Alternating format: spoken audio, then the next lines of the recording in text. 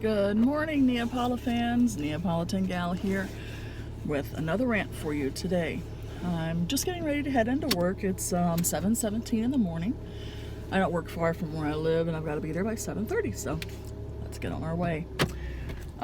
Today's rant is actually a follow-up or in reply to one that Steve Harvey did yesterday on his channel. Now, if y'all didn't realize, Steve Harvey, the Family Feud guy, actually has his own channel.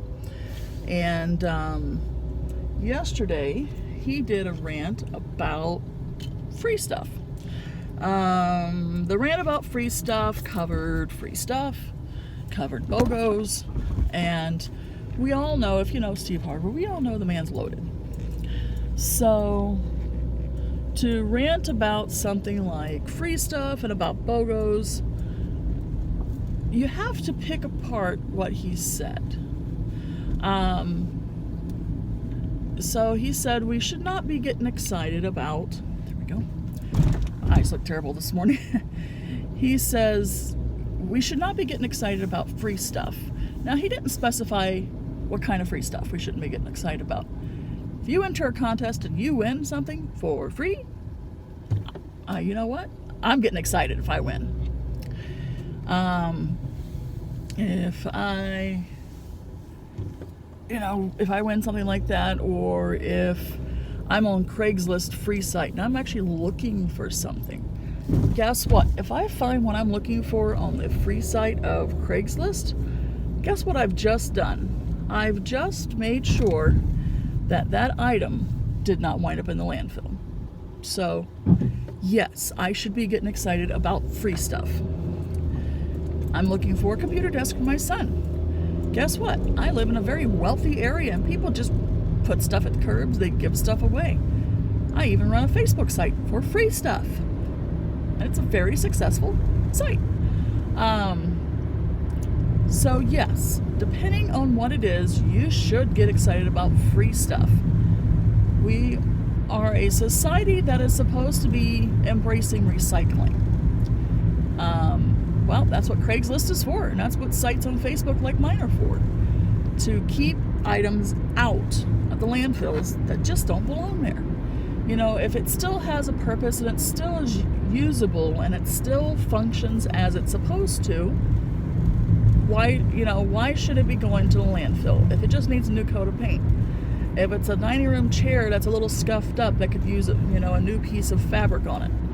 Guess what? I got a gorgeous, and I do mean a gorgeous, dining room set earlier in the year.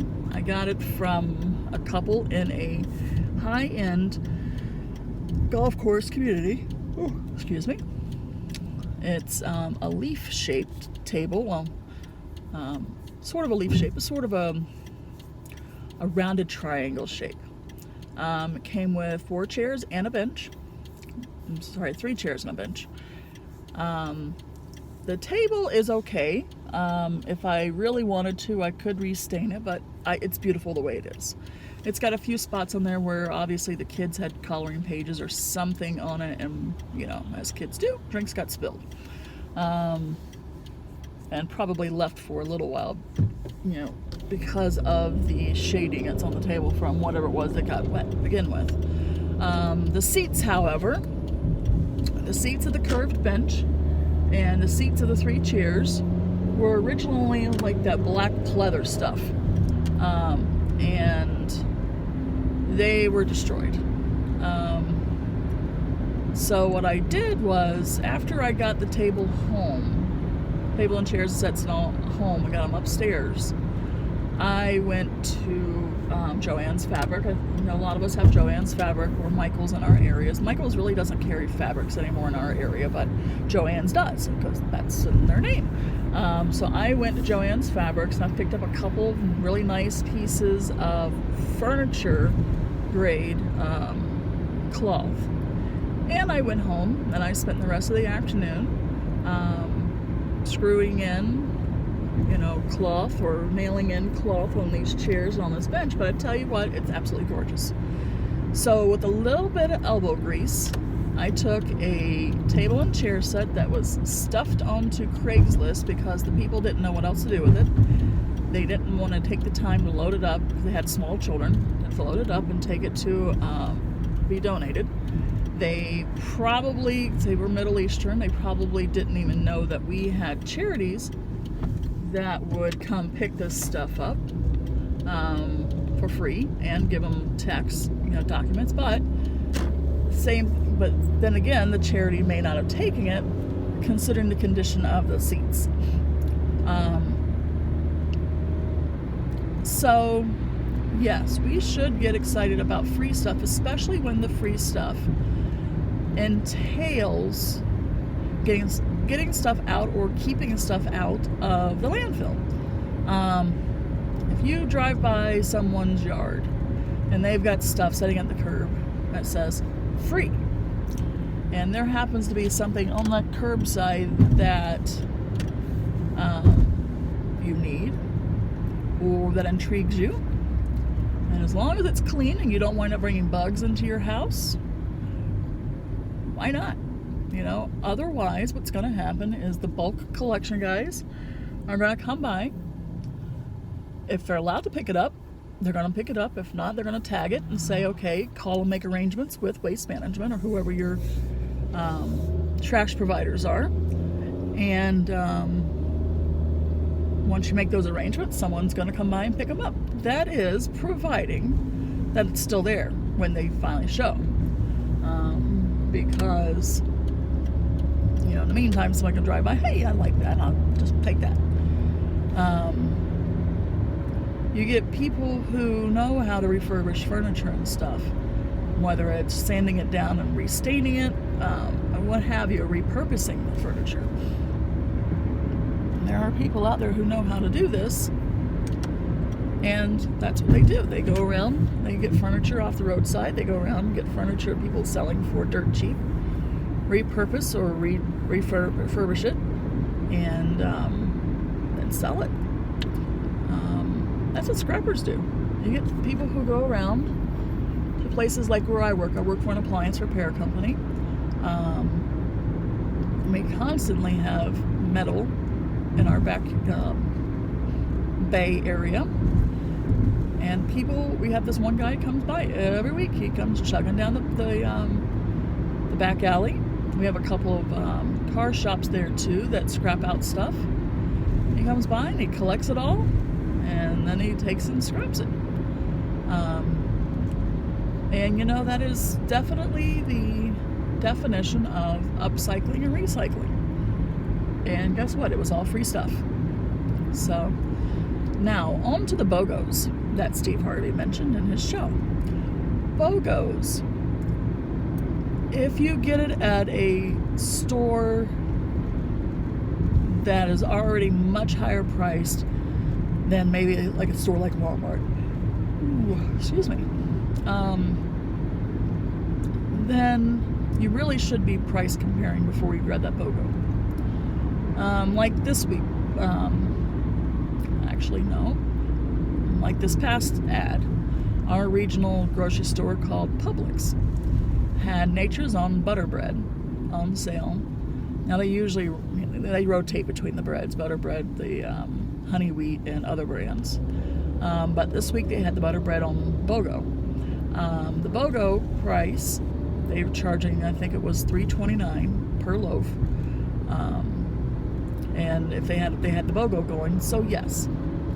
I actually did that one twice. I did one at a store that's called Winn-Dixie here in the South the week before, and then this week, this past ad this week, Publix had it, BOGO.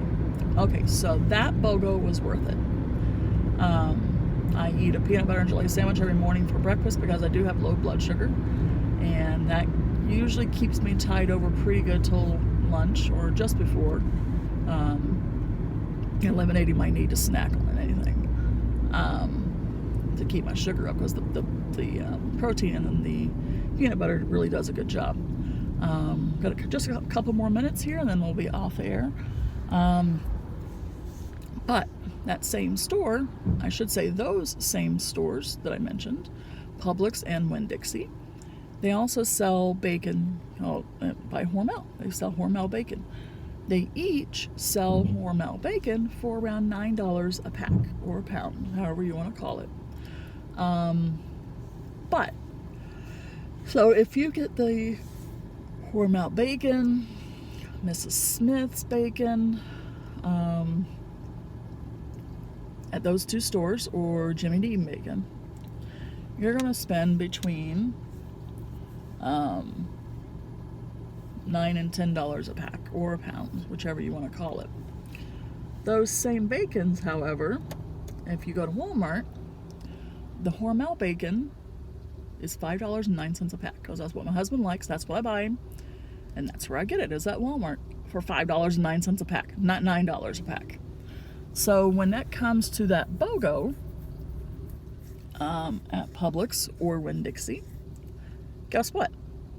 I'm saving about $1 if I get their BOGO. Big whoop. You know, that's like, who are you people to charge nearly double for the same stuff? Just because your name is Publix and you're supposed to be a higher end grocery store than Walmart, or even Winn-Dixie for that matter, but Winn-Dixie still charges Publix prices because they know they can. Because if you pay it at Publix, why not pay it at Winn-Dixie? They got better meat anyway. But holy crap, you know, $8.99 for the same pound of bacon that Walmart charges $5.09 for. Now in your area it might be a slightly different price at Walmart, but still, you're still saving a couple of dollars at the very least per pack. So, you know, when you're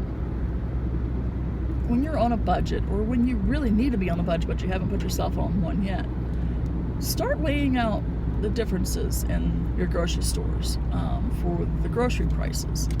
If it's a small difference in price, go wherever's convenient. If it's a major difference in price, go where it's going to cost you the least. We have Walmart Neighborhood Market in our town, and I can get an 18 count of extra large eggs for, I think $1.25 is what I paid for those the other day, maybe $1.30. A gallon of milk at my Walmart Neighborhood Market. Actually, the local Walmart next to my condo is now charging the same prices. Gallon of milk is $2.89. Get a gallon of milk anywhere else and tell me how much you paid for it, unless it's on sale, big time on sale.